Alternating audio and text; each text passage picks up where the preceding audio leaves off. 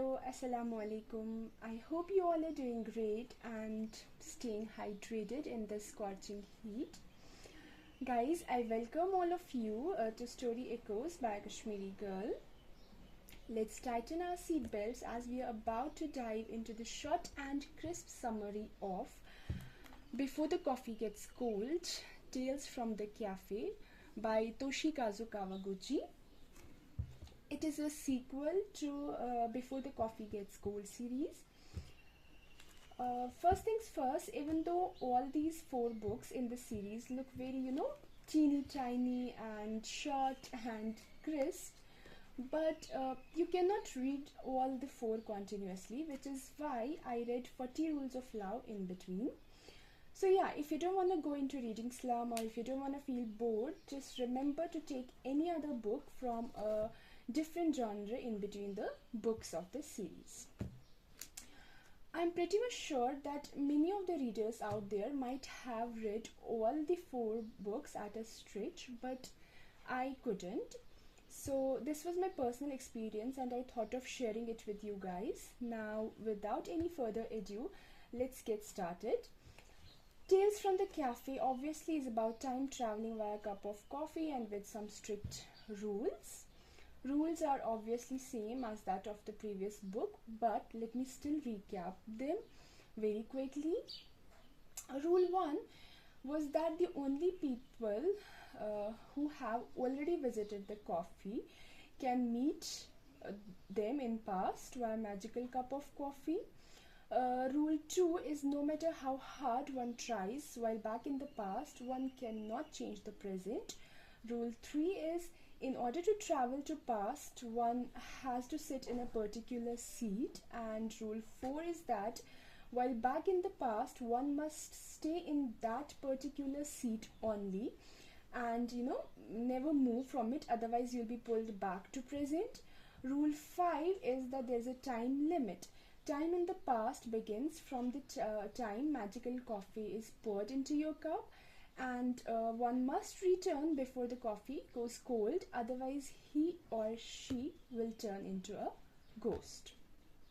Okay, guys, there's one more thing I would like to share, and that is, even though you can read the 2 books in any order, but I would definitely suggest to go in the actual order, because some characters have been just forwarded. They are same as they were in the previous book. Okay, now on the first very page you will just see the same heading, and that is, if you go back, who would you want to meet? And then is the relationship map of characters that you must go through for your ease and reference.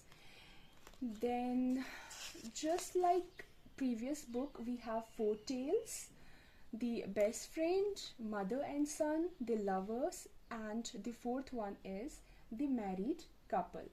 In these 4 chapters, there are new characters as well as some carry forwarded characters from the previous book. People who work in the cafe are obviously the same as that of the previous book, but with a beautiful touch of character development. Now, yeah, let's start with chapter 1, which is titled as Best Friends. The 2 main characters of this chapter are Kazu, Tokita, and Koyoko. Kazu, if you remember, is the character from previous book. She's actually the waitress of the cafe Funiculi Funicula. She is the one who actually serves the coffee and makes it possible for people to time travel. Kazu's childhood friend Koyoko enters the cafe with a heavy heart. Although she's an adult now, but she's burdened by an unresolved issue from her past. Koyoko shares with Kazu that she wishes to revisit her past. She actually regrets not confessing her feelings to a boy, namely Shohei, who she had a crush on when they were young. This unspoken confession has haunted her making her wonder how her life might have been different if she had been brave enough at that point of time to express those emotions. Guys, actually this does happen. मेरा भी यही मानना है कि just go for it, speak up without thinking about consequences. Now here, let me be very clear, I'm not talking about that niba nibi shit. I just mean to say that if you really love someone, be loud and clear about your feelings, confess them time rehte, but in a halal way obviously.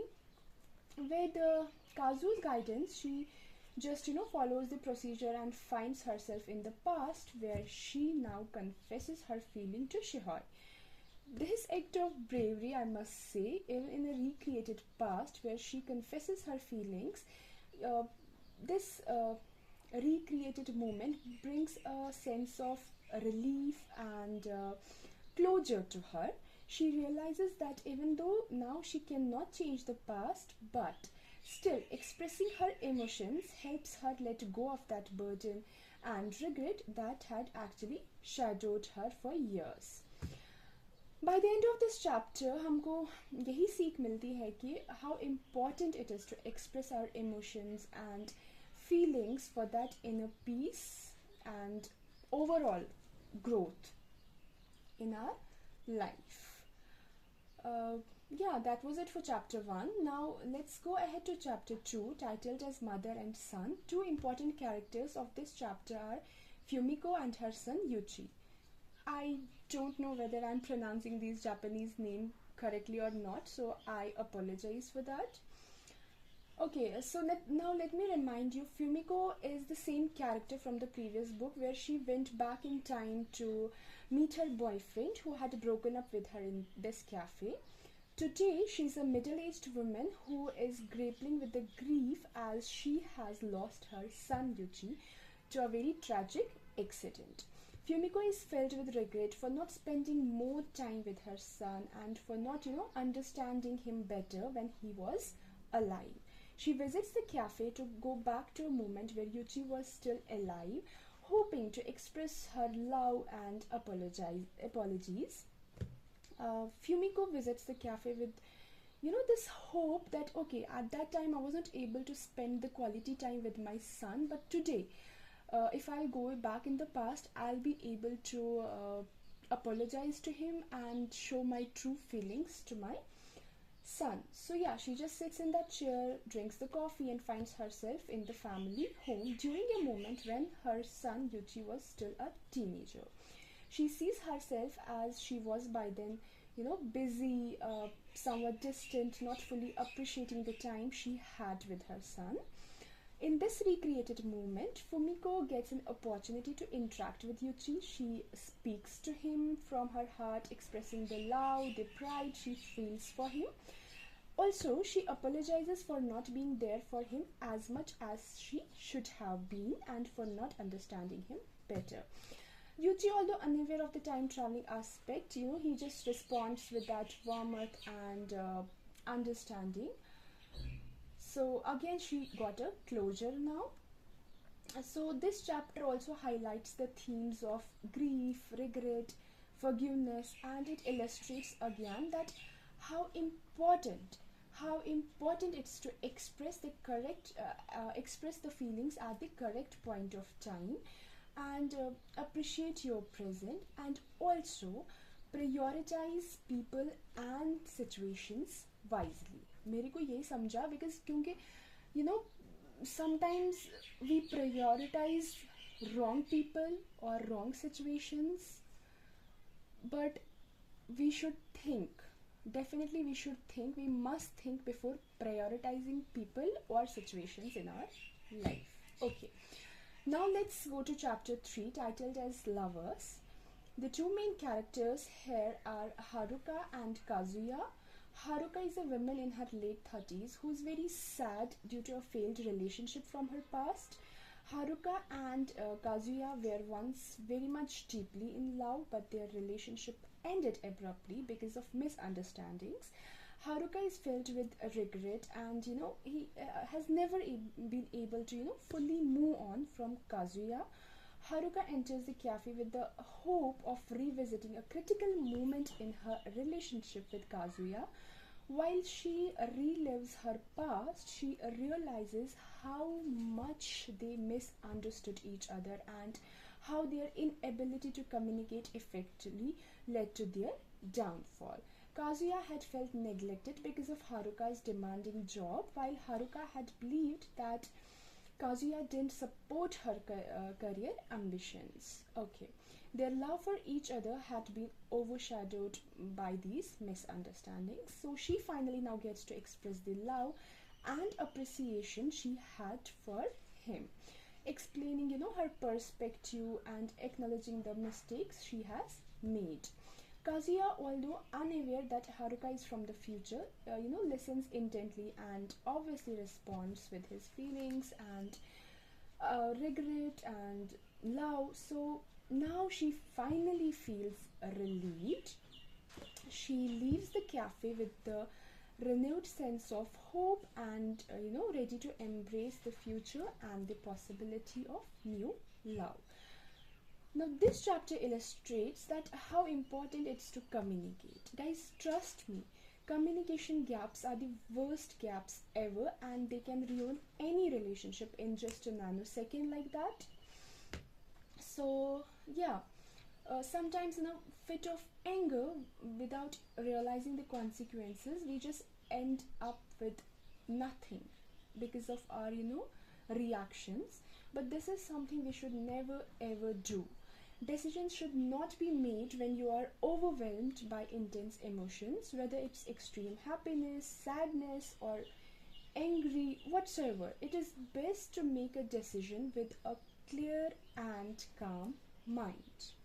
Anyways, moving ahead to last chapter, which is chapter 4, titled as Husband and Wife. The last chapter revolves again around two main characters, uh, Kaisuke and Miki. They are a married couple whose relationship is almost on the brink of collapse due to a significant misunderstandings.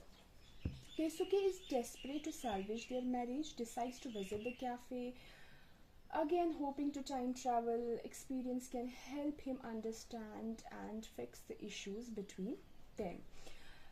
Keisuke enters the cafe with a heavy heart and a sense of urgency. He explains to Kazu that he and Miki have been drifting apart for years now. The root of their problem lies in a particular incident that Keisuke believes he misinterpreted. He hopes to revisit the moment, again to gain a clearer perspective and possibly mend their relationship. Basically, he just wanted to understand कि ऐसा हुआ क्या, where did the things went wrong. So yeah, Kazu just guides Keisuke through the time travel process. Following the cafe's ritual, Keisuke sits in that special seat, drinks the coffee, and is now transported back to the crucial moment in the past. Keisuke finds himself in their home during an evening when he and Miki had a significant argument. The argument had started over something seemingly trivial, but had escalated due to the underlying issues and unspoken frustrations. Keisuke watches his younger self and Miki seeing the scene, unfold with a new perspective, because now he's very much calm. He knows he's there to mend the things, right?